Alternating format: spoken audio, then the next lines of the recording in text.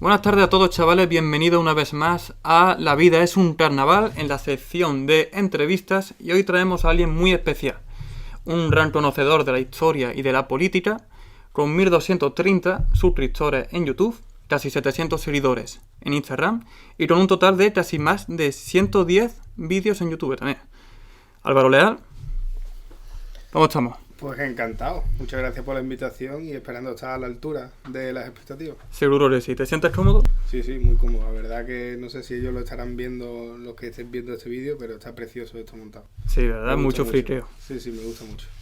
¿De aquí qué es lo que más te gusta? ¿Qué es lo que más te llama la atención de él? Hombre, me gusta mucho el de Parque Jurásico y luego esto que he pedido yo que se ponga ahí abajo porque me parecía así tipo medieval, ¿no? Y ya que vamos a hablar de cosas de historia, pues tenía bastante sentido. Y luego el cartel de Scarlett Johansson también me ha gustado. Sí, bueno, a ti no le gusta, ¿no? Pues bueno, vamos a comenzar con la primera pregunta, que es súper básica. Háblanos un poco de ti, qué has estudiado, qué te ha motivado a entrar en YouTube, cuéntanos. Vale. Como te comentaba antes de que estuviésemos grabando, yo siempre divido a las personas por tres cosas, que son la formación, la vocación, la formación y luego la profesión, ¿no? Yo creo que al final con esas tres cosas más o menos te haces una idea de las personas. Yo de vocación siempre he sido profe, siempre he querido ser profesor, siempre he querido estar explicando cosas a la gente y por eso también tiene bastante sentido que me haya hecho el canal de YouTube y que participe en entrevistas y cosas así. Luego de formación soy historiador. Estudié la carrera de Historia y el máster de Historia de América, las dos cosas en la Universidad de Sevilla. Y luego de profesión pues fui trabajando de un montón de cosas y he trabajado desde los 17 años en un montón de cosas. Y aparte pues tengo el canal de YouTube, ¿no? Que es donde más o menos van desembocando tanto mi pasión por la historia y por la política como las ganas de enseñar y de explicar a gente. Entonces, más o menos, esas tres cosas es lo que formarían un poco a la persona que tienes delante tuya ahora mismo. Hostia, brutal, ¿eh? Vamos, has conjuntado, y has complementado totalmente lo que es tu vida, tu gusto, tu estudio, con tu hobby, un poco que viene siendo YouTube, ¿no? Pues bueno, brutal. Me sorprende la verdad. ¿Nos puedes comentar también un poquito sobre en qué te has especializado en historia? ¿Has hablado, en tuyo te habrás hablado sobre ello en YouTube? Sí, yo de historia, mi especialidad es historia de América. Uh-huh. En principio no iban por ahí los tiros, porque siempre me ha gustado mucho la historia militar, sobre todo la historia antigua. Figuras como Julio César, como Pirro, de Piro, que no es tan conocida, como Alejandro Magno, como Aníbal Barca, por ejemplo, Escipión. Las guerras púnicas siempre me gustó eso. Pero luego la Universidad de Sevilla tiene el único departamento de historia de América de toda Europa. Entonces, y además tienes el Archivo General de Indias aquí al lado. Entonces eso te facilitaba mucho acercarte a la historia de América de una manera más profunda que en cualquier otro lugar. Entonces a partir de tercero de carrera fui tirando por ahí, me gustó mucho. Conecté mucho con los profesores y con las asignaturas y al final me he especializado en historia de América, sobre todo en los Andes, la zona andina, lo que sería el Imperio Inca. Pues en el momento de la llegada de la conquista de los españoles, cómo se relacionan las élites y las poblaciones indígenas, cómo se relacionan con esa nueva sociedad que se va a ir formando a la llegada de los españoles. Ahí es por donde hice el trabajo de fin de grado, hice el máster de Historia de América y también el trabajo de fin de máster. Así que esa sería la especialidad. Por lo que me cuentas, tus épocas históricas favoritas, ¿no? Por lo que parece, es la de antigua. La guerra púnica, como has dicho, la primera y la segunda. La edad moderna, lógicamente. Y bueno, y has hablado también sobre las armas en tu estudio sobre América, sobre la conquista. ¿Has aprovechado ese gusto tuyo de las armas en el TFG? Al final, cuando tú estudias historia, los temas son amplísimos. Entonces, por ejemplo, yo siempre pongo el ejemplo de una profesora que me puso un examen de historia medieval y me preguntó por los cultivos. Es decir, al final tú puedes enfocar la historia por donde te dé la gana. Entonces a mí la historia militar siempre me ha interesado mucho. También en la parte de América, por ejemplo, es muy interesante. Luego, si quieres hablar en profundidad de estos temas, yo no tengo problema porque me encanta. Pero, por ejemplo, como a la llegada de los españoles y el contacto y los conflictos bélicos, sobre todo en la parte de Mesoamérica, que fueron más intensos, con los aztecas y demás, con la confederación de los aztecas, pues ellos practican un tipo de guerra y en la propia guerra contra los españoles van adquiriendo las armas y las tácticas y las técnicas de guerra de los españoles. Claro. Es interesantísimo cómo van aprendiendo y en un año o en unos meses ya hacen la guerra de manera distinta. Como un poco el último samurái, ¿no? Totalmente, un poco de ese rollo. Totalmente. Entonces sí, eso siempre me ha gustado. Pero vamos, yo llegué a la historia, yo siempre lo digo, más que por un profesor, que tuve buenos profesores, pues por el Imperium y juegos de ese... Imperium, totalmente. Claro, juegos de ese estilo, ¿no? Y luego además, cuando ya estaba estudiando la carrera, descubrí el Total War, por ejemplo, que es otro videojuego que yo sé que a los seguidores lo pueden conocer. Y entonces siempre me ha gustado mucho la historia militar, la verdad. Me alegro que hables por ahí. Bueno, ya te adelanto de que te pueden enrollar todo lo que tú quieras. Sabes que yo he estudiado lo mismo que tú. No he salido tan contento. En el caso de América, tuve 2 asignaturas. Una en concreto se centraba en lo que tú hablas y era un cuatrimestre, por lo cual no me siento tan cualificado para hablar tanto sobre el tema, pero sí te puedo entender. Y después tuve la dictadura en Latinoamérica, que eso ya no tiene nada que ver, siglos después. Pero bueno, más o menos te puedo entender perfectamente, así que si te quieres enrollar, te enrolla. Y la gente que te esté viendo sabrá perfectamente de lo que tú hablas, ¿sabes? También tema videojuegos. Yo entré también en la carrera de historia a través de los videojuegos. Es decir, tuve profesores muy buenos. Uno de hecho me dedicó una charla el día de la graduación de bachillerato, a mí solo. Total, me quedé flipado. Y también me he criado con el Age of Empires, el Mythology, el Imperium 3, de por cierto han vuelto a sacar y me lo he comprado de primera. Y otros muchos juegos de mitología, de historia y etc. Titan Quest, Heroes of Magic y un montón así. ¿Tú crees que eso se debería de dar en la educación?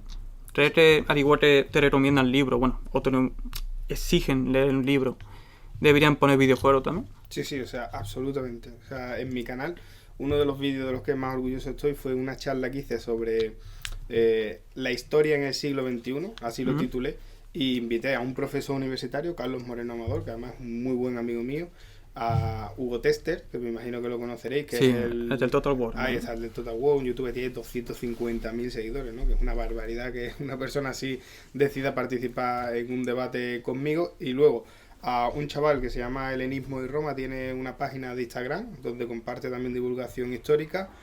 Y luego a Javier Pellicer, que es un escritor de novela histórica, que ha trabajado mucho el tema de la guerra púnica y demás. Entonces hicimos una mesa redonda, estuvimos hablando en YouTube y llegamos a la conclusión de que sí, de que evidentemente se puede llegar a la historia desde muchos focos, ¿no? Es decir, es un embudo muy grande. Y si tú desde el Imperium llegas a interesarte por la historia, desde ahí empiezas a leer la Wikipedia, desde ahí decides comprarte un libro de divulgación histórica, luego un libro un poquito más serio y demás, pues ¿por qué no? Es una manera fantástica de llegar, ya te digo. Yo creo, vamos, que cuando estaba dando algunas asignaturas que me gustaban mucho, como por ejemplo Roma e Hispania en la carrera, y estábamos hablando de batallas y demás. Viriato, ¿no? Claro, evidentemente me estaba acordando del Imperium, y me estaba acordando de películas, y me estaba acordando de Gladiator, y me estaba acordando, ¿por qué no? Yo creo que cuanto antes desde la historia se elimine la sensación de esa academia antigua, totalmente fosilizada, en la que los profesores dan charla para 8 personas y para los alumnos que están obligados a comprar sus libros y demás, y se deje entrar a más gente y a gente que haga cosas distintas, pues perfecto. Si es a través de los videojuegos, perfecto. Si es a través de la novela histórica, perfecto. O sea, yo estoy muy abierto a que todo lo que haga que a la gente se acerque a la historia sea tratado con mucho respeto. Y el Imperium me parece además que, por cierto, o el Total War trata los temas históricos con mucho más rigor que algunas películas o algunos documentales del canal Historia, por ejemplo, ¿no? Totalmente. Bueno, que el canal Historia también tiene sus cositas de Alien. Claro, por supuesto. Entonces, pues, deja muy dudables sus fuentes, la verdad. Pero sí, totalmente. Vaya, tú sabes que opino igual que tú. Ahora mismo te voy a comentar la segunda pregunta. Te voy a dar una serie de nombres de personajes históricos y no tan históricos, y quiero que tú le asignes un adjetivo. Perfecto. Por improvisación. Un adjetivo o una frase, lo que me salga, ¿no? Lo que te salga, Vale. Sí. No es fácil. Sí, improvisa totalmente. Julio César. Ay, qué bien. Pues mira, acabo de hacer... El último vídeo que he grabado es precisamente de Julio César. Y todavía no está subido, pero lo subiré igual. Se suben a la vez los 2 vídeos. Pues Julio César es... Va a ser imposible que te diga una frase, ¿vale? Va a ser un poquito más largo. Pero es la persona que cristaliza el proceso de Roma, de república a imperio. Es decir, cuando Roma es una ciudad-estado, como las polis griegas, tiene una serie de legislaciones de acuerdo a eso, ¿no? O sea, acuérdate que Roma echan a los reyes y crean una república, entonces tienen unas leyes en las que se corta mucho la progresión del poder en una sola persona. Por ejemplo, la dictadura es una magistratura romana que dura 6 meses, no quieren que se concentre más el poder. Cuando Roma se va expandiendo a través de las guerras púnicas, teniendo presencia en Oriente y demás, las instituciones que tenía como ciudad ya no le valen como estado, porque es una cosa mucho más amplia. Y entonces la única manera de que aquello funcione es que se vaya convirtiendo en una monarquía, se vaya concentrando el poder en una persona. Y todo eso es un proceso que dura cientos de años, pero que cristaliza en la figura de Julio César, porque tiene la inteligencia suficiente como para darse cuenta que Roma tiene que pasar de un régimen político a otro si quiere mantenerse. Y entonces eso cristaliza en Julio César, pero como lo matan, el que recoge esos frutos es Octavio Augusto. Pero Julio César es la persona clave en la historia de Roma que da ese pasito mental de pasar de un régimen republicano a un régimen monárquico, aunque rechace la palabra monarquía, pero da igual. Esa a otra, través de la porque dictadura, efectivamente. estaban en el imperio, pero para ellos era la república, ¿no? Todos los valores de la república. Totalmente. Y Octavio Augusto será el primer emperador y seguirá hablando de la república y del Senado y demás cuando tiene a las tropas acampadas alrededor de Roma y tiene al Senado secuestrado, y lo seguirá hablando así, porque una cosa es el discurso, el relato y la legitimidad que tú te crees, y otra es la realidad. Y Julio César tuvo la capacidad de ver y de analizar perfectamente la realidad y qué era lo que necesitaba Roma en ese momento. Cosa que, por ejemplo, Pompeyo, unos años antes, no había tenido esa capacidad. Sila, más o menos sí. Cayo Mario, más o menos sí. Pero con César es donde se pone un parteaguas histórico, cruza el Rubicón, ¿no? Esa frase de César, y de ahí para adelante ya no se va a volver jamás a la república. Siempre será o una dictadura, una monarquía, un imperio, me da igual cómo lo llames, pero un gobierno unipersonal. César es el que cambia eso. No, de hecho, César al final lo acaban divinizando. Tiene su propio templo y el hijo de Venus, ¿no? Al final, Sí, la descendencia. Entonces tiene ahí el tío su importancia. Total. Vamos al siguiente personaje, Cleopatra. Y otra cosa de César, que se me ha olvidado, es que me gusta mucho Julio César, que él escribe su propia historia. Sí. Es espectacular. Cuando tú lees La Guerra de las Galias, por ejemplo, que es uno de los libros que más he disfrutado yo, él habla de sí mismo en tercera persona. Entonces está escribiendo una historia de Julio César. Pasa a ser como publicidad. Sí, está creando su relato, está autolegitimándose, ¿no? Es interesante. Cleopatra, hay que diferenciar entre personaje histórico y personaje, no sé, novelesco. Como personaje novelesco es súper interesante, como personaje histórico yo creo que no está a la altura de las expectativas que se suele poner. Cleopatra era la reina de Egipto, en un momento determinado interesa apoyarla a ella frente a su hermano, que era realmente el faraón en aquella época, y ya está. O sea, simplemente era el granero de Roma y era lo que interesaba y la apoyan. No tengo tampoco la sensación de que se enamorase especialmente de Cleopatra la gente, sino que necesitaban el apoyo. Ella necesitaba el apoyo de Roma, los romanos necesitaban el apoyo de aliado. Y ya está. Sí, lo que pasa es que luego Shakespeare ha hecho mucho mucho por el mito de Cleopatra, pero no me parece tan interesante. Hay otros personajes de mujeres mucho más empoderadas en la antigüedad, como Zenobia de Palmira, por ejemplo, que son yo creo que más interesantes que Cleopatra. Me acuerdo cuando estudié Cleopatra de que Augusto se enfadó con Marco Antonio porque decía, ¿cómo va a ser una reina, una mujer de un imperio? De un imperio romano. Y con Julio César más de lo mismo. Interesante Cleopatra también. Juana la Loca. Juana la Loca sí, un poquito menos. Hace poco estuve leyendo, creo que el verano pasado estuve leyendo, y es un personaje muy interesante, porque es un personaje que no sabemos si estaba loco o no estaba loco, pero desde luego había toda una serie de influencias alrededor y de personas que querían el poder alrededor y que da la sensación de que jugaron bastante con ella y que incluso crearon ese mito de que estaba loca o que no estaba loca y demás, y acabó por ahí encerrada en una torre y poco más. Es decir, es un personaje de los malditos en la historia, ¿no? Es un personaje que a lo mejor seguramente ella no quería estar en la situación en la que estaba y que tiene pinta de que sufrió bastante. Vamos, su hijo le visitó 2 o 3 veces, nada más. Y creo que fue también porque sintió celo por una monja cuando murió Felipe el Hermoso. Sí, es una pena. Un personaje que es una pena. Seguramente es un drama, tío. La conoces a nivel humano y te daría pena. Sí, pero total. Muchas veces pasa eso, ¿no? Ahí Juego de Tronos lo representa muy bien. El poder es el poder. Yo creo que había intereses también, intereses políticos para obtener poder. Este ejemplo me ha comentado mi compañero Ricardo. Maradona. ¡Ay, qué bien! Qué cambio tan... Qué cambio, ¿eh? Radical. Qué cambio de Juana la Loca a Maradona. Me gusta mucho. Yo Maradona, además, ahora con la muerte y demás, yo creo que Maradona es el mayor icono de la historia del fútbol, que acabará el fútbol, pasarán 100, 200, 300 años y la gente no recordará a Messi, pero todo el mundo recordará a Maradona, porque Maradona fue un campeón del pueblo, totalmente. Es decir, y eso es impagable.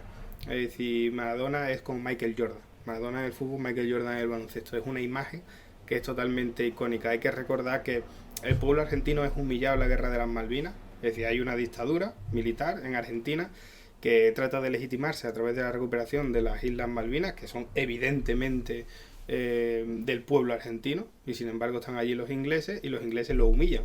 Ellos se creen que van a ocuparlas y punto, y los humillan, ¿no? Entonces, 3-4 años después, me parece que se da un enfrentamiento en una Copa Mundial entre Argentina, que en una situación crítica a nivel político, social, económico, demás, que viene de haber sido humillada, se enfrentan a los ingleses, a los todopoderosos ingleses, los que inventan el fútbol, y Maradona gana ese mundial él solo. Y encima no lo gana solo con el mejor gol de la historia de los mundiales, que también, sino que lo gana con un gol con la mano.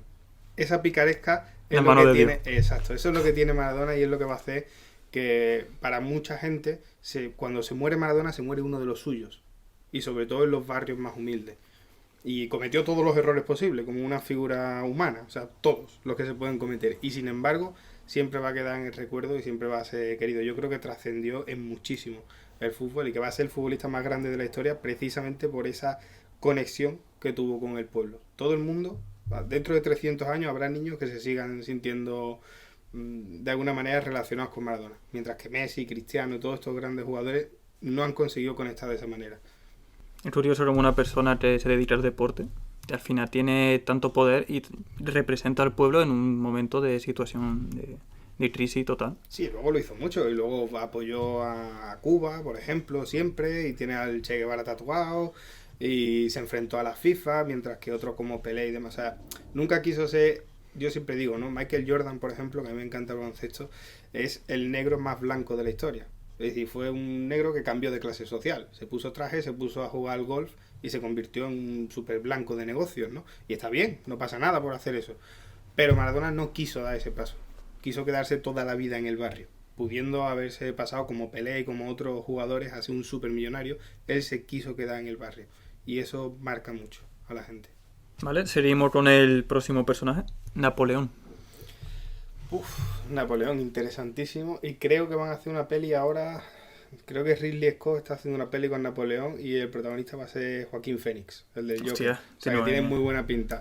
Pues Napoleón es un poco como Julio César. Es una persona que en un momento histórico concreto se da cuenta de hacia dónde camina el mundo y es capaz de dominarlo. Lo que pasa es que pierde, pues como pierden otros muchos, ¿no? Como perdieron también la Segunda Guerra Mundial por el general Invierno.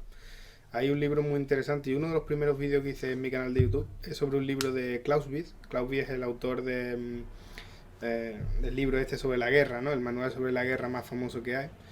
Y tiene un libro analizando la campaña de 1812 de Napoleón y por qué pierde contra los rusos. Y la verdad que es interesantísimo. Y hace poco estoy leyendo porque Napoleón dejó también su propio cuaderno y demás cuando luego está allá en la isla, está exiliado. Y es muy interesante porque es una persona que no guardó rencor. No guardó rencor, sino que se dio cuenta, se la jugó, intentó dominar aquella situación y cuando perdió fue capaz de aceptar la derrota. Y es muy interesante eso. Mientras que otros personajes históricos no se han suicidado en el búnker y demás. Y es muy interesante. Y recomiendo a la gente el libro del Príncipe de Maquiavelo comentado por Napoleón Bonaparte. Es espectacular. Sí, no sabía que lo comentó. Espectacular.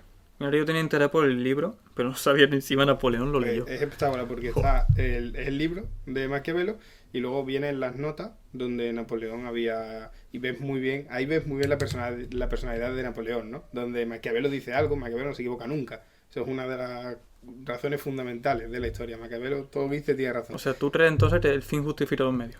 No, porque esa frase no la dice Maquiavelo, por ejemplo. Es una frase que está como asumida pero que no aparece en El Príncipe, ¿no? Un mito, tío. Si quieres hablamos del Príncipe de Maquiavelo, es mi libro favorito.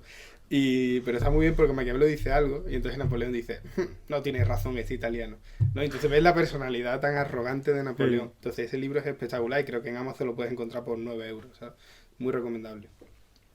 No, es curioso como esa persona que se suicida en el búnker, que no diré el nombre, comete el mismo fallo que este en Rusia, tío. Sí, cuando claro. Al final leyeron mucho de los mismos libros, no sé si leyeron también El arte de la guerra. Sí, de Sun Tzu. Y se lo comieron con papa igual, ¿sí? Creo que el libro que he dicho antes es De la guerra, de Karl von Clausewitz. Sí. Creo que es ese libro. De hecho, hace poco se encontraron unos cuerpos congelados de soldados franceses en Rusia. Normal. Bueno, hace poco, hace unos años. Pero... Y sin deteriorar ni nada, parecían momias. Vamos, interesantísimo. Siguiente personaje... Ibai. Ibai Llanos. Digo, qué personaje. ¿Te asustado? Ay, pues muy interesante. Yo creo que es una persona... Mira, hace poco estoy viendo yo vídeos en Instagram. Yo me tuve que abrir Instagram por el tema del canal de YouTube. Y estoy viendo vídeos en Instagram así de risa, que a mí me gusta mucho ver cosas de humor. Y veo a mucha gente comentando vídeos que imita a Ibai, pero claramente. Y también veo a gente que hace vídeos de risa, con una pizarrita y tal, y lo escuchas y es como Auronplay. Entonces, cuando se está creando escuela, cuando hay gente imitándote, es porque has dado con la clave. Entonces, Ibai me parece una persona que lo hace muy bien, que ha dado con la clave, que encima no se está quedando parado, sino que quiere meterse en muchos más proyectos y que es súper joven, porque creo que tiene mi edad, creo que tiene 25, 26 años, y que, bueno, pues que de aquí al futuro seguramente haga muchísimas cosas muy interesantes. O sea, yo le tengo muchísimo respeto a Ibai y me encantaría ganar una 10ª parte de lo que él gana en un mes. Hombre, ojalá. Evidentemente. ¿Tú crees que este hombre llegará a ser parte de la historia? No. La historia se hace, lamentablemente, se escribe con el rojo de la sangre. O sea, como no haya política o guerra. Sí, es difícil quedar en la historia, a no ser que seas Miguel Ángel o que seas Velázquez o algo de eso, es muy difícil. Hombre, él quedará quizás, pero tampoco va a llegar al nivel de Tarantino. Tengo la camiseta Pulp Fiction, ¿no? No sé si llegará a eso. Quedará seguramente, no sé, pues yo que sé, como un cantante, a lo mejor. Si sigue a este nivel, pues será como un cantante, pero no creo que sea parte de la historia. Vale. Bueno, me lo juego con el siguiente nombre, Twitch. Stalin. Interesantísimo. Uno de los personajes históricos peor tratados por la historiografía. O sea, hubo una historiografía que fue totalmente una agiografía, fue una vida de los santos sobre Stalin, y luego hubo una leyenda negra sobre Stalin horrorosa. Y la única manera de salirte de una y de otra es ir a los libros, que además ahora hay una editorial que los está rescatando, a los propios libros que escribió Stalin. Porque Stalin dejó una obra práctica, probablemente ha sido el líder comunista que ha dejado una obra práctica más clara, pero es que encima dejó una obra teórica también importantísima. Y tiene varios libros que son muy, muy, muy interesantes. Y te das cuenta de que la imagen esa que siempre se ha vendido, de que Trotsky era el teórico, era el ideólogo, era la persona que creía de verdad en la revolución, mientras que Stalin era un hombre de partido, hosco, rudo y demás, no tiene nada que ver. O sea, Stalin tiene un nivel intelectual que quizás es comparable, y digo quizás, con Lenin, pero nada más. O sea, no hay ningún otro líder comunista que haya tenido la entidad intelectual de Stalin. Y lo ves en la obra, que ganó la Segunda Guerra Mundial. Stalin gana la Segunda Guerra Mundial, no la gana Rambo, la gana Stalin. Fue el que gana la Segunda Guerra Mundial, que convirtió a la Unión Soviética de un país feudal, que estaba en época de Lenin. Lenin duró muy poquito, porque se murió muy pronto, pero aún así estaba totalmente económicamente en la ruina. Stalin lo convirtió en la segunda potencia mundial. La segunda potencia mundial en todos los ámbitos, e incluso algunos en la primera. Cogió un país feudal y mandó al primer hombre al espacio, por ejemplo.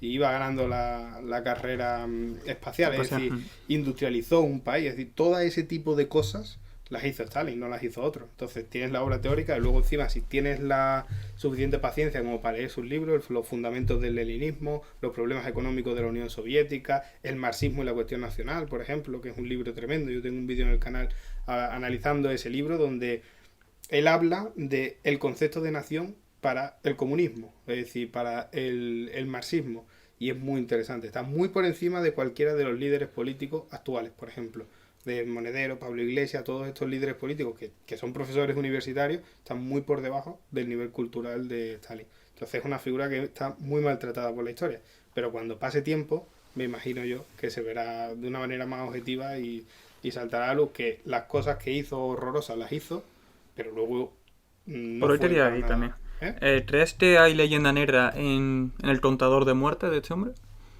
Pues seguramente, no lo sé. Es que depende de las que cuentes, porque por ejemplo yo siempre he tenido ahí una pelea con Mao, por ejemplo, que Mao tenía un nivel cultural básico, o sea, muy básico. Mao no era muy interesante. Tengo también un vídeo analizando el libro rojo de Mao, y Mao no es un intelectual, ni tampoco tuvo una gran obra práctica, más allá de que un día estaba paseando por el campo, vio a los periquitos comiéndose a la hierba, le pareció que se estaba comiendo la hierba y dijo, vale, pues si eliminamos a los periquitos, pues directamente produciremos mucha más comida, pero los periquitos se estaban comiendo a los bichos. Un poco la filosofía de Thanos. Sí, claro, pues lo que pasó fue que se murieron de hambre. Claro. porque los bichos acabaron comiendo los cultivos, ¿no? Es decir, ese era el poder intelectual de Mao Zedong, ¿no?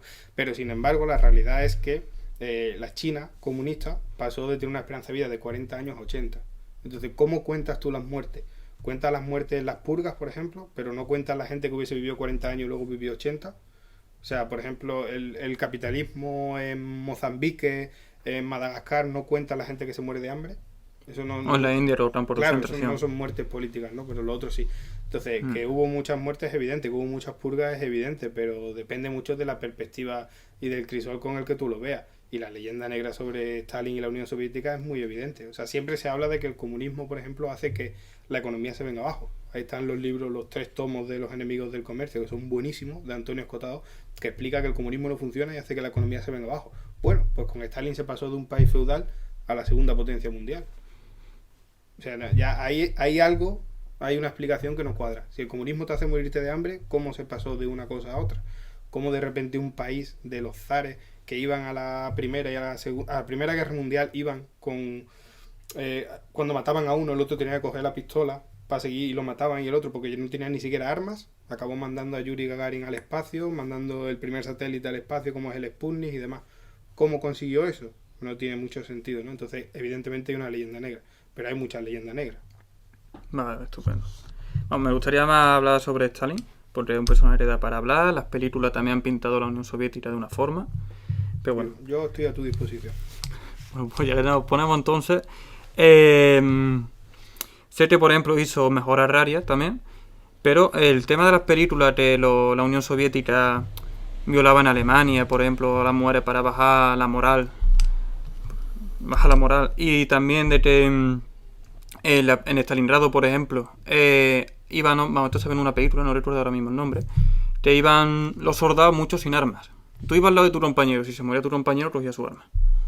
Sí. Ese tipo de cosas, tú que te informas más que yo, por por creo que supuesto. eso tiene más que ver lo que te decía con la Primera Guerra Mundial y la Rusia zarista que con la otra. O sea, la otra era una potencia. Es verdad que la Unión Soviética tenía mucha carestía de muchas cosas, y cuando tú sufres una invasión tan dura, tú date cuenta que la Unión Soviética no piensa que la Alemania nazi iba a invadir la Unión Soviética. O sea, De hecho, hay que hicieron un tenerlo en pacto. cuenta. Ahí está. Tenían un pacto. Al igual, por cierto, que Alemania no sabía que Francia e Inglaterra le iban a declarar la guerra. Hay una anécdota muy curiosa: cuando invaden Polonia, se la reparten. Y evidentemente, si lees el libro del líder de la Alemania de aquella época, que no sé si por decir el nombre puede pasar algo, bueno, pues si lees su libro, por ejemplo, tú ves muy claramente que su expansión era hacia el este. En ningún momento pensó en expandirse hacia el otro lado, siempre hacia el este. Entonces, cuando declara la guerra Francia e Inglaterra, hay una reunión que está allí con los generales, y esta persona dice: ¿y ahora qué hacemos? Pues ni siquiera tenían planteado hacer la guerra a Francia e Inglaterra. Bueno, pues a la Unión Soviética le pasó un poco lo mismo. No se imaginaban que de repente, o sea, ellos pensaban que la guerra la iban a tener con Japón, porque ya habían tenido una En las Islas Kuriles, ¿no? Ahí está. Pero no pensaban que Alemania los iba a invadir y tan rápido. Entonces todo aquello les pilló por sorpresa y hubo muchas carestías, porque la guerra tienen eso, ¿no? España también pasó en los años 30-40, pasó un hambre horroroso y faltaba de todo, ¿no? Eso pasa en todos los países, pero bueno, desde luego yo no creo que le faltasen armas, porque se convirtió en la primera potencia atómica, por ejemplo, sí, con Stalin. Es decir, que yo creo que a lo mejor faltaba chocolate, pero armas no creo que faltasen en la Unión Soviética. Vale, estupendo. Ahora te voy a poner dos personajes juntos y, bueno, a ver, vamos, tú mismo te vas a dar cuenta de la conversación. Mark Marx y Adam Smith. Y creo que ya con esto terminamos la sección de describir personajes. Qué difícil. Pues dos pensadores, evidentemente, totalmente antagonistas. Tengo la sensación de que son dos científicos. Hay gente que entiende que el marxismo no es científico, yo creo que sí. Lo que pasa es que un pensamiento científico puede ser superado por otro, que viene después, no pasa nada. Entonces, creo que Marx, en concreto, puso más elementos ideológicos, sociales sobre la mesa, muy interesante, como el concepto de plusvalía, de que un trabajador realiza una obra y eso genera una riqueza, y no se lleva, su salario no corresponde a esa riqueza, sino corresponde a una parte, y lo otro es la plusvalía, lo que se lleva el empresario. Eso es de Marx, o sea, eso, y de Engels, no lo puedes buscar en otro lado, ese concepto lo trae él. El tema de la lucha de clases también, que es muy interesante, y eso luego conllevó, o sea, imagínate si es importante Marx, que conllevó a que la mitad del mundo se hiciese comunista. Es decir, ¿qué pensador en la historia de la humanidad ha hecho que luego haya una serie de movimientos políticos de ese calado, de que la mitad de la humanidad entrase en ese juego? ¿No? Eso yo creo que lo ha hecho Marx, creo que no lo ha hecho nadie antes de él, ¿no? Entonces, por ahí es muy importante. Luego, que quizás no tenga, porque Marx es un filósofo que trata de hacer una historia completa, o historia, economía, sociedad y demás. Entonces, por ahí se le escapan muchas cosas, es evidente. Si tú haces un libro de historia de la humanidad, no puede ser tan específico como si eres Fernand Braudel y haces el Mediterráneo y escribes 3 tomos así, ¿no? Solo de el Mediterráneo de época de Felipe II. Entonces, tiene sus carestías el pensamiento de Marx. Luego Adam Smith es mucho más básico, porque al final el pensamiento liberal es muy básico. Es el mercado, ahí está, y es el comercio, y es poco más. Es decir, y eso da la sensación de que funciona, como demuestra los 3 libros de Antonio Escotado. Da la sensación de que funciona mejor el comercio que el no comercio. Da la sensación. Y por eso te hace que Adam Smith siempre esté ahí presente, pero realmente el pensamiento no es muy complejo. El pensamiento de Adam Smith. El otro es un poquito más complejo. Pero son muy interesantes los dos, hay que leerlos a los dos. He preferido aumentar estos dos antes de decir comunismo y capitalismo, porque son temas más amplios. Claro. Se han ido desarrollando mucho más y eso sí que da para conversación. De todas maneras, hay que leerlos a los dos. Sí. O sea, es decir, hay que leerlos a los dos. Es lo que he dicho antes de Stalin. Hay que leerlo. Y de Napoleón, hay que leerlo. Y de Maquiavelo. O sea, hay que leer a la gente. No pasa nada por leer a alguien contrario a ti. Uno de los libros más bonitos que le puedo recomendar a la gente es El derecho a la pereza de Paul Lafargue, que era el marido de la hija de Carlos Marx, y tiene un libro precioso. Y el libro es una chorrada, pero es precioso. Y yo he disfrutado muchísimo leyéndolo. Y estoy totalmente en desacuerdo con ese libro. Entonces hay que romper esas barreras y leer a todo el mundo. Y ya tú tratar de formarte tu propia personalidad. Está muy bien eso. Hay que leerlos a los dos. Adam Smith es muy interesante y Marx es muy interesante. Los dos. Estupendo. Pues bueno, vamos a pasar ya con la tercera pregunta. Yo sé que tú has tenido tus funciones políticas, pero quizá muchos espectadores pues no lo saben. Así que procedo a preguntarte. ¿Tú has estado en algún partido y has tenido alguna función política más allá de votar, derecho de votar? Sí. Vamos, yo he estado... Pasa que es una cosa que... El partido en cuestión cambió mucho. No te habías obligado a hablar tampoco, no tengo problema. Es decir, yo participé en la fundación de Podemos y luego participé muchos años con ellos porque creo que hay que recordar también que la gente ya no se acuerda que Podemos en el año 2015 tenía un 30% de intención de voto. Es decir, era el partido mayoritario en las encuestas.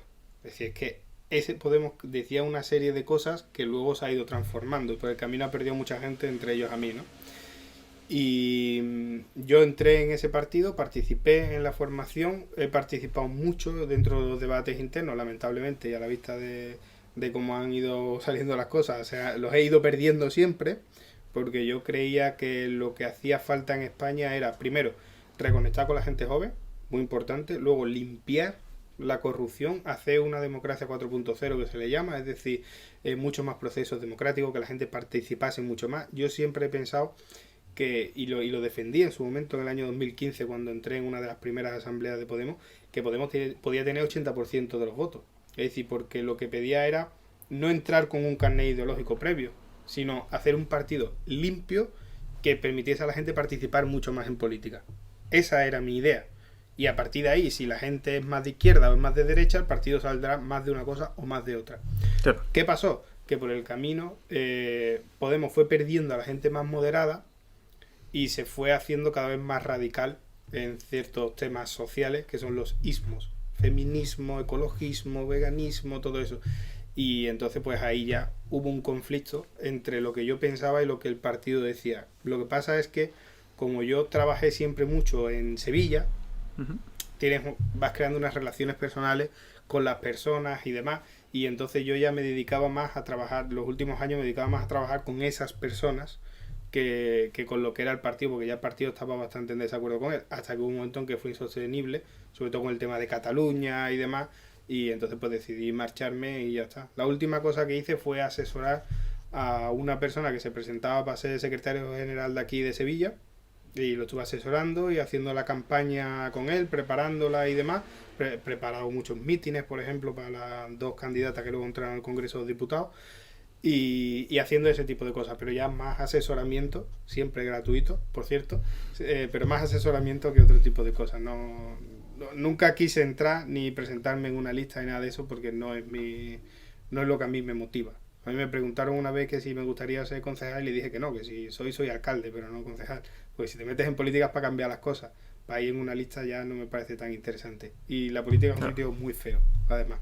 Cuando estás dentro te das cuenta de que es un sitio muy feo. Pero yo siempre he sido capaz de sentarme en una mesa con uno del PP, de Vox, de Ciudadanos, del PSOE y demás, y de ponernos de acuerdo en un programa concreto. Siempre he sido capaz, y a día de hoy sigo siendo capaz. Y la política es todo lo contrario. Es defender lo tuyo y pelearte con el de enfrente. Y eso no me ha gustado nada. Por eso me fui. Bueno, pues en relación con lo que tú has comentado de Podemos, tu mala experiencia y demás, ¿me sabrías decir alguna situación incómoda que tú hayas sufrido en persona allí? O sea, no de la televisión ni de noticias ni nada, sino tú mismo en tu experiencia de político. Sí, todo lo que tiene que ver con dentro del partido es lo peor que yo he sufrido. O sea, al final depende de la persona que tú seas, ¿no? Es decir, yo soy una persona bastante seria, que me gustaba hacer las cosas muy estructuradas, que entendía además que había que hacer una actuación política, evidentemente, pero que había que hacer algo como si fuese una asociación, limpiar el barrio, hacer cosas así, ¿no? Continuamente. Entonces por ahí no encuentras problemas. Yo sinceramente no he encontrado ningún problema. De hecho, las cosas más bonitas que me han pasado, pues personas que ha venido un profesor de instituto y me ha dicho, oye, qué orgulloso estoy de que estés tú aquí metido, tal, o una persona que me entregó, por ejemplo, eso, tengo la carta en mi casa, fue en las primeras elecciones, Podemos mandó una carta a la gente para ir a votar y demás. Y entonces era una persona, una señora mayor, estoy hablando de 2015, era una señora mayor que su marido estaba ingresado en el hospital, había tenido una operación muy fuerte y demás, y me dijo, como él no va a poder votar, yo quiero que tengan la carta, ¿sabes? Porque él vendría a votar, porque si no existiese sanidad pública, él ya se hubiese muerto, porque no podríamos pagarla, era gente humilde.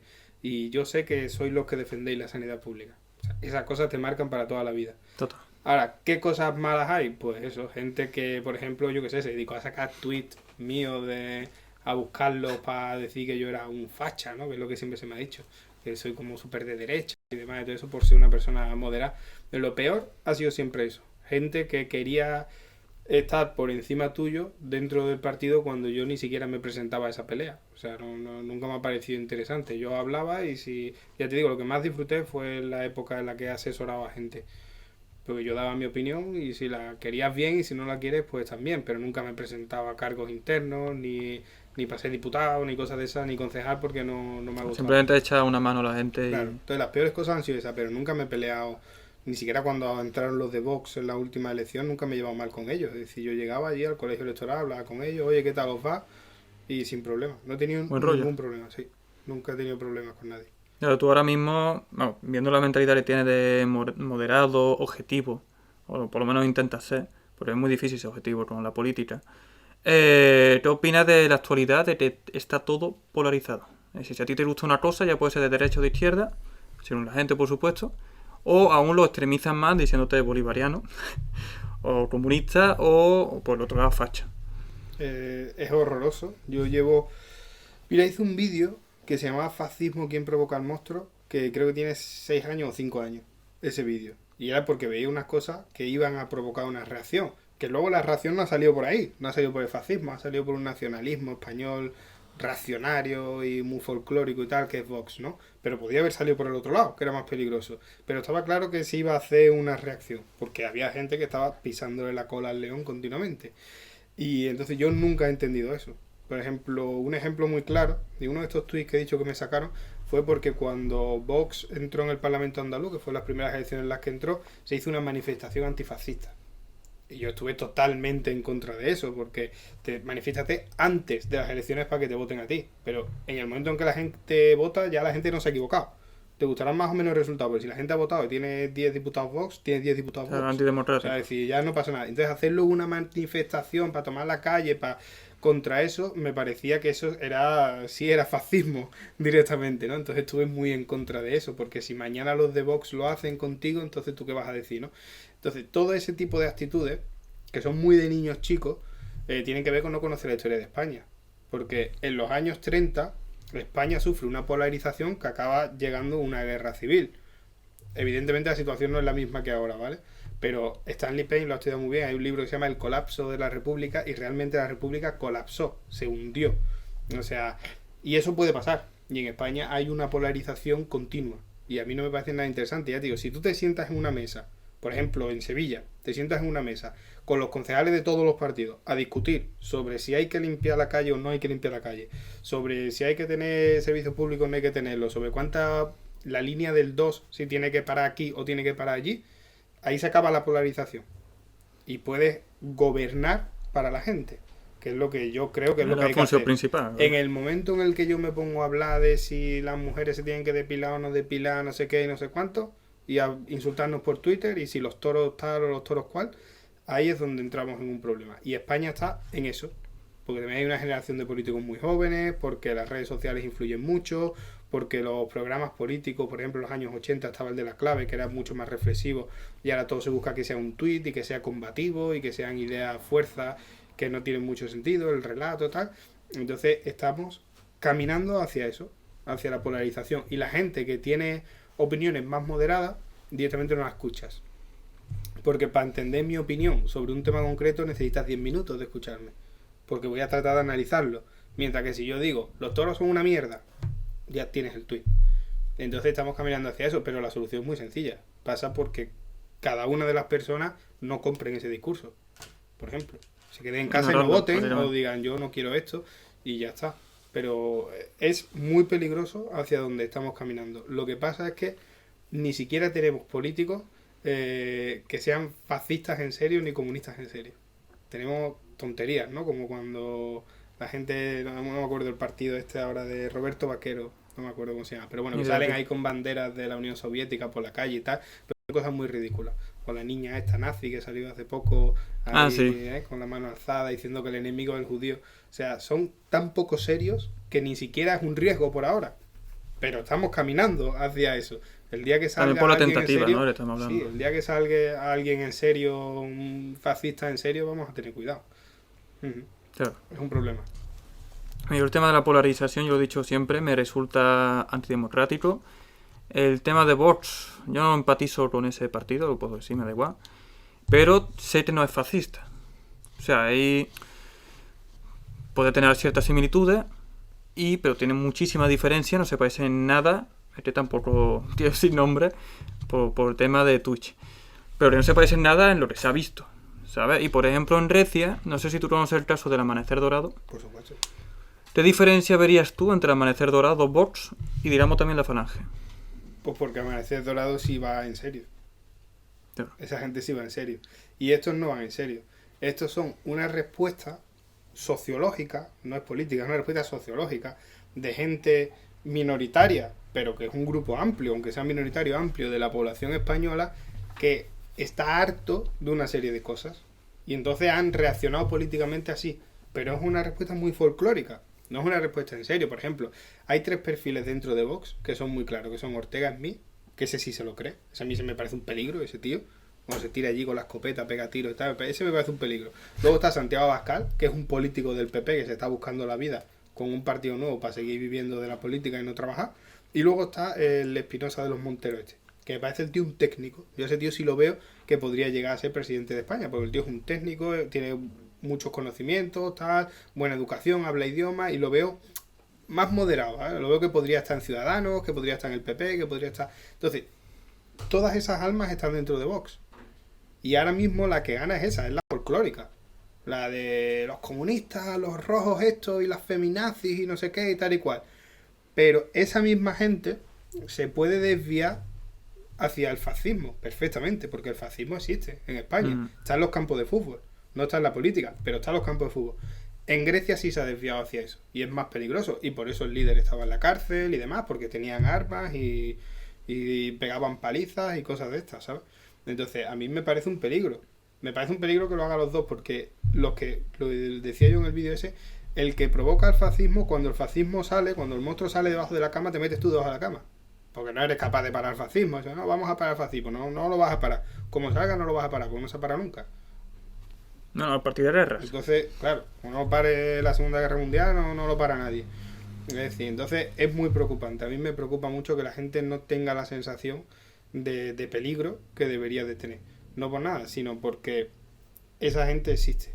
Y se ha visto que ha salido la niña esta, ha hecho un discurso contra los judíos, se ha abierto un canal de YouTube y en 3 o 4 días tenía 5.000 o 7.000 seguidores. Y es un peligro, ¿eh? Porque esa gente existe y si se organizan pueden ser muy peligrosas. Hace poco, un par de años, le pegaron una paliza a un chico en la Universidad de Sevilla por ser gay, por ejemplo. Ahora mismo está viendo muchos brotes. Esas cosas pasan. Como esa gente se articule políticamente, eso va a ser un peligro. Y quien no lo quiera ver, pues tiene un problema, ¿sabes? Tiene miopía histórica. No ve los peligros que hay en cualquier sociedad. Pues a mí me da errores de la polarización porque simplemente puede haber gente de derecha totalmente respetable y lo están manchando diciendo, por ejemplo, facha. Bueno, te puedes ir por el mismo lado con el tema del comunismo. Y al final eso te hace lo que tú dices, ¿no? Al final tienta a los otros a que se movilicen. O al final de derecha pues se siente ofendido y dice, pues voy a ir a por ti. Y viceversa, ya te digo. Alfonso Guerra dijo una frase en un programa de Salvador que tenía mucha razón. Cuando solo hay extremistas, un dictador para la fiesta. Entonces, si caminamos hacia el extremismo, no vamos a llegar a ningún tipo de solución democrática. La solución democrática es lo que te digo, es vamos a sentarnos en una mesa, guarda el carnet de tu partido, guardo yo el mío y vamos a ver cómo mejoramos la vida de la gente. Y luego dejar a la gente que vote libremente y que si a ti te dan 70 diputados y me dan 120, nos organicemos de esa manera, por ejemplo. ¿No?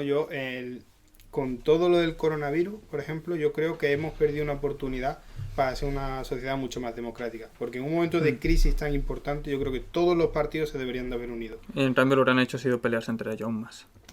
Y eso es lo que define la calidad democrática que tenemos en los líderes de los partidos. Totalmente de acuerdo, sí. Porque yo creo que la gente sí fue capaz de superar las distancias políticas y todo el mundo salía y aplaudía. ¿Sí? Están los 4 locos esos que le iban a poner el 5G y demás, ¿no? Sí. Pero la gente normal... Los aliens también. Ahí está. La gente normal ha sabido unirse y los políticos no han estado a la altura. Totalmente. Yo lo dije, yo creo que lo dije en Twitter y totalmente de acuerdo, vaya. También, antes comentaste las redes sociales. No me gusta Twitter porque para hablar de temas políticos no tiene caracteres suficientes de palabras y de letras para expresarte bien. Y la gente siempre te va a buscar ese hueco que tú no has podido, mejor dicho, rellenar a través de esos caracteres. Y al final se crean peleas absurdas. Y por otro lado también creo que hay muchos radicales, o sea, hay pocos, pero se ven muchos. Pero si, por ejemplo, una persona moderada nunca va a llamar la atención, por el simple hecho de ser moderada. Pero si tú eres extremista, me gritaría el bicho, si tú eres extremista y das una opinión extremista, lógicamente va a ser el punto de foco de los medios de comunicación y de las redes sociales. Y al final, no hay tanta gente como se cree. Hay mucha gente muy extremista, facha, y no sé, estalinista iba a decir, pero claro, después de tu discurso de Stalin me ha dejado muchas dudas. Pero bueno, la parte más extrema también del comunismo, ¿vale? Que al final realmente no hay tanta. Pero creo que a través de esos poca gente que se hace ver, creo que parece que hay mucho. Y al final empieza la polarización aún más. Las redes sociales tienen muchos problemas. Uno, súper claro, es que se ha roto la comunicación tradicional, ¿no? Sí, emisor, receptor, mensaje. Ahora sigue habiendo un emisor, sigue habiendo un mensaje, pero ya no sabes cuál es el receptor, ¿no? Por ejemplo, tú estás con tus amigos y cuentas un chiste. Y tú sabes más o menos de qué palo van tus amigos. Entonces tú puedes contar un chiste negro y no pasa nada, porque si ellos lo aceptan, pues perfecto. Ahora, cuando tú cuentas un chiste en Twitter, tú no sabes a quién le va a llegar. Ni siquiera sabes en qué momento le va a llegar, porque a lo mejor alguien lo rescata 15 años después.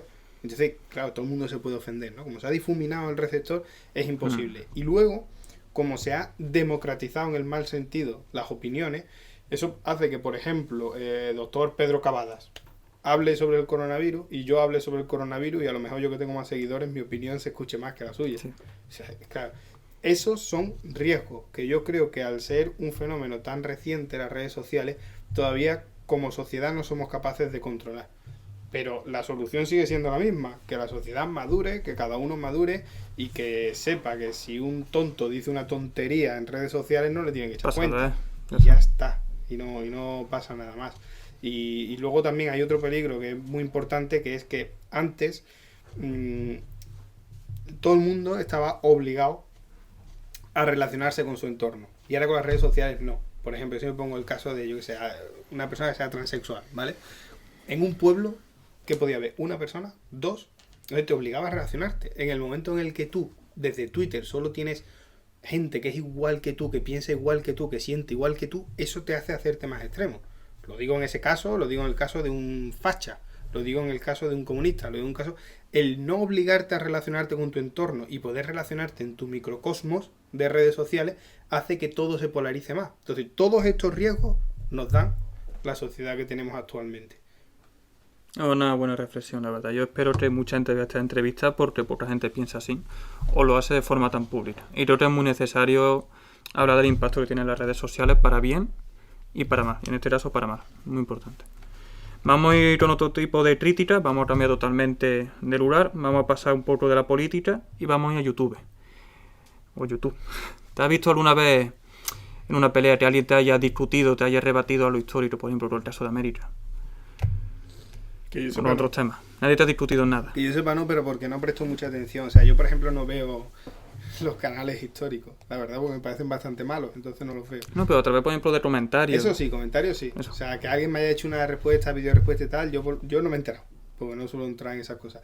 Pero por comentarios sí, yo el vídeo que tiene más comentarios negativos, que tiene como, yo qué sé, como un 20% de me gusta y los demás son no me gusta, es una respuesta al profesor Bastos, Miguel Ancho Bastos, sobre el tema del salario mínimo.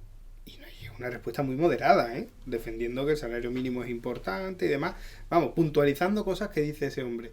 Y sin embargo, tengo todos los días, cuando digo todos los días, comentarios negativos de ese vídeo. Ese vídeo se sigue viendo y sigue generando comentarios negativos de la gente.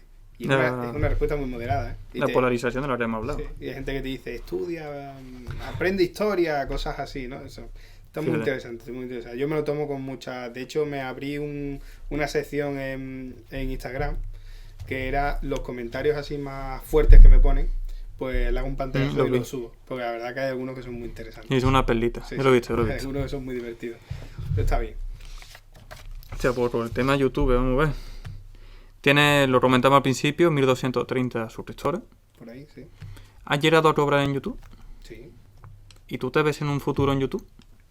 ¿O tienes más como un hobby? No, proyecto yo a lo corto veo, plazo. hombre, yo lo veo, sería un sueño, ¿no? Poder vivir de... Pero también, por ejemplo, con el tema de asesoramiento también sería un sueño para mí, ¿no? Poder vivir de estudiar y de aplicar esos conocimientos de alguna manera y rentabilizarlos sería un sueño. En YouTube también. Es decir, yo conseguí monetizar el canal, que fue un trabajo duro, ¿eh? Yo llevo 5 o 6 años con el canal de YouTube, es decir, que no ha sido... Y ya he monetizado unos meses. Es decir, que no ha sido de llegar y besar al santo. Son más de 100 vídeos que he grabado en YouTube. Y sí, estaría muy bien. ¿Por qué no? Me encantaría, claro. Sí, todo lo que sea... Lo que no cambiaría es el contenido que hago para ganar dinero. Es decir, yo hago un vídeo analizando la Revolución Francesa y va a ser el tipo de vídeo que yo hago analizando la Revolución Francesa. Ahora que está monetizado el canal no voy a hacer un vídeo ni metiendo mucha caña, ni diciendo tonterías, ni haciendo un vídeo súper básico, Wikipedia, como yo le digo, de 10 minutos que te va a hacer tener 3 millones de visualizaciones. Voy a hacer el mismo contenido. Y si eso se materializa en que va generando dinero, pues estupendo. Pero el contenido no lo voy a cambiar. Va a ser igual de edición, también, como tú te sientes cómodo. Sí. Todo igual, todo se mantiene. Sí, porque al final el canal yo cuando lo abrí para mí, no lo abrí para otra cosa. Una de las cosas que más me molestaban era que yo me pone, por ejemplo, ese libro, ¿no? El Parque Jurásico de Michael Crichton, y dentro de 2 meses no me acuerdo bien. Y eso a mí me molestaba mucho. Entonces, hacer vídeos, por ejemplo, yo creo que el primero que hice era la McDonaldización de la sociedad, de un libro de George Richter, por ejemplo, sigue teniendo visualizaciones todos los meses, porque es el único vídeo que hay sobre ese tema en YouTube, ¿no? Y así académico, son 30 minutos, creo, ese vídeo, con una pizarrita y demás. Entonces, pero es que ese vídeo, si yo mañana voy a hablar de la McDonaldización de la sociedad, vuelvo a ver mi vídeo, porque ya no me acuerdo de ese libro. Al final era una biblioteca tuya, auditiva, también visual, entonces, para estos datos. Claro, entonces no voy a hacer vídeos que no sé, que no sean interesantes, ¿no? Que no muestren algo distinto, ¿no? Yo siempre que hago un vídeo de un libro es porque me he leído el libro, lo he analizado, lo tengo subrayado y lo tengo preparado, como para dar un conocimiento. Pero hacer vídeos, porque sí, los puedo hacer también. Yo puedo coger mañana, ve que ha dicho Jordi Wild y me meto con Jordi Wild y cosas así, pero no lo voy a hacer. Bueno, ya la última pregunta relacionada con YouTube. ¿Tú te ves, tienes algún proyecto en mente o algo nuevo, novedoso, o bueno, o ya incluso fuera de YouTube, en las redes sociales. Bueno, en YouTube ahora creo que voy a tener un poquito más de tiempo para grabar, que la verdad que no estaba grabando, pero como mi idea del último año fue hacer vídeos que se pudiesen ver siempre, pues entonces por ahí lo he estado salvando. Pero ahora voy a grabar un poquito más y he tenido una idea que a mí me parece muy divertida, pero yo no sé si a la gente le va a gustar, que es desde la cama, todas las noches, ¿no? Cada vez que subo un vídeo de eso, recomendar un libro. Y entonces leer un pequeño fragmento de ese libro, pues ya puede ser El Quijote, puede ser, por ejemplo, el primero que he hecho ha sido de un libro de Julio César, que es el próximo vídeo que voy a hacer. Entonces leo un poquito y recomiendo, pero yo metido desde la cama, ¿no? Pues recomiendo un poco por qué ese libro tal, así de noche, oscurito tal, me parece muy divertido. No sé si a la gente le va a gustar, pero me parece... Yo creo que es original, muy entrañable el hecho de meterse en la cama, la verdad. Sí, sí. Sobre todo de chiquito, vamos, brutal. Ya se está perdiendo un poco esa costumbre. Así que yo creo que si lo hace, triunfaría. Pues ahí va a ser el próximo vídeo, seguro. De hecho me recuerda a un... Bueno, creo que está en Instagram, Polispol se llama, que hace lo mismo pero con películas. Y cada día recomiendo una película cada ciertos días. Así que yo creo que eso triunfa. Ya vienen las dos últimas preguntas. Una de ellas es... ¿Tú te apuntarías con nosotros a seguir grabando? ¿O venía a nuestra charla también? ¿A algún streaming? ¿A compartir opiniones, noticias, etcétera? Sí, yo 100%, vamos. Yo he estado muy cómodo, la verdad, se me ha hecho muy corto. No sé si quedará alguien despierto al otro lado que nos esté viendo o se ha dormido, pero yo por mí sí, yo estoy encantado. A mí también se me ha hecho muy corto. De hecho, te voy a felicitar a nivel personal porque se nota que te gusta la educación y te entiendes del tema de política, de historia. Y yo como persona que ha entrado en carrera, lo he dicho antes, y me he llevado un palo en la carrera, me he vuelto a sentir vivo con este tipo de conversación. Pues porque con muy poca gente puedo hablar de esto. Así que te lo aseguro. Ya la última pregunta, te la hacemos todos los entrevistados. ¿A quién invitarías tú en la siguiente entrevista? Vale, o para futuras. Dos personas, ¿vale? Yo soy muy... En mi vida personal soy muy nepotista, entonces voy a invitar a dos personas... Ahora me tendré que desarrollar esa palabra porque... Sí, bueno, porque que yo siempre meto a gente que me cae muy bien. Es decir, yo creo mucho en los amigos y los voy liando de un proyecto a otro. Entonces, uno es, yo creo que probablemente una de las entrevistas que más he disfrutado porque fue un sueño, que fue Maglor. Maglor tiene un canal, yo creo que ya tendrá 100.000 seguidores, no sé, siempre está subiendo, que es el que tiene el mejor canal sobre Juego de Tronos en lengua hispana y es una barbaridad. Y yo disfruté muchísimo, grabamos 1 hora y media, luego otra hora y media que estuvimos hablando fuera de las cámaras y de vez en cuando pues nos mandamos WhatsApp y demás y la verdad que para vosotros el tipo de contenido que hacéis y si queréis hacer un especial de Juego de Tronos o algo de eso, vamos, si lo podéis traer vais a disfrutar muchísimo con él. Eso fue para mí una maravilla. Y el otro, que es más amigo personal todavía, es Javier Pellicer, que es un escritor de novela histórica que se apunta a un bombardeo. Conmigo ha participado en un montón de vídeos y la verdad que es una persona también muy interesante si vais a hablar de libros o de películas históricas o de cualquier cosa así. Seguro que se apunta y puede dar una visión muy chula. Este tío, pues muchísimas gracias. Espero que hayáis apuntado ahí, en los nombres, o allí, porque hay 3 cámaras. Pues nada, Álvaro. Muchísimas gracias, tío, por haber venido a la entrevista. Espero que la hayas disfrutado. Se me ha hecho cortísima y mira que ha durado sobre 1 hora. Y yo podría seguir hablando contigo de estos temas hora y hora, ¿eh? Te lo digo ya. Pero no es posible. No es posible en cámara, por lo menos. Como hemos dicho, ahora apagamos esto, pedimos pizza y seguimos hablando. Estupendo, tío. Pues nada. Ahí dejamos la entrevista. Hasta luego.